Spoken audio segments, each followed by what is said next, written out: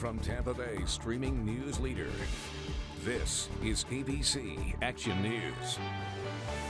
Hello, I'm James Tully. Greg D. watching your forecast. It's going to be another good one, but there's some changes on the horizon. First, though, here are your top headlines. A pastor at a Tampa church charged with sexual battery and molestation. The Tampa police say 81-year-old Jesus Castellano Mojica abused two 7-year-old girls. We're showing you his mugshot because there may be other victims and because Castellano is a public figure at a local church at Grace Church of the Nazarene. During the investigation, police say another woman also came forward saying that he abused her when she was just 11 years old.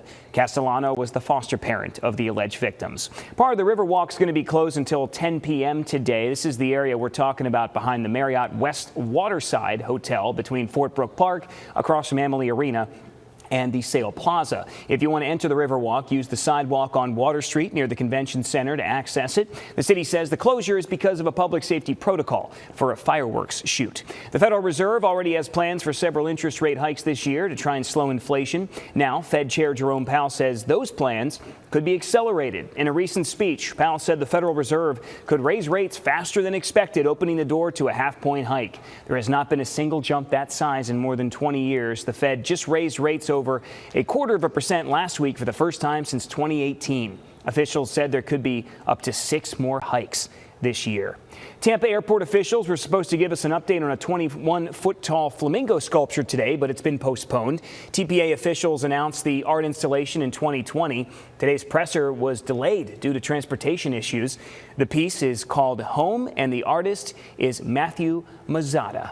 Excitement building for the Oscars Sunday, and a St. Pete native will be running the show. Will Packer is producing the award show for the first time. He's part of the first ever all-black production team for the awards. And St. Pete Mayor Ken Welch is hosting an Oscars party to celebrate this achievement. Doors open at 7 p.m. Sunday at the Woodson African American Museum of Florida.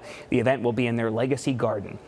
And the mayor is set to deliver some brief remarks before it begins at 8. The Oscars here on ABC, Greg. Yeah, should be an exciting night here. Glad to see I got some local connections there for the big night on Sunday night. Upper 70s is where we should be this time of year. We're going to be in the upper 80s today, folks. Lots of sunshine, although officially the humidity will be a little higher this afternoon than yesterday. You're still not going to feel the difference until later tonight. As the sun sets, you'll feel things get a little soupier as southerly winds increase 10 to 15 miles an hour. No rain out there today, but we are watching a major storm potentially bring us some heavy rainfall. Updates on my Twitter feed at Greg D. Weather. James. Thank you, Greg. Get your news 24/7 right here on ABC Action News Plus.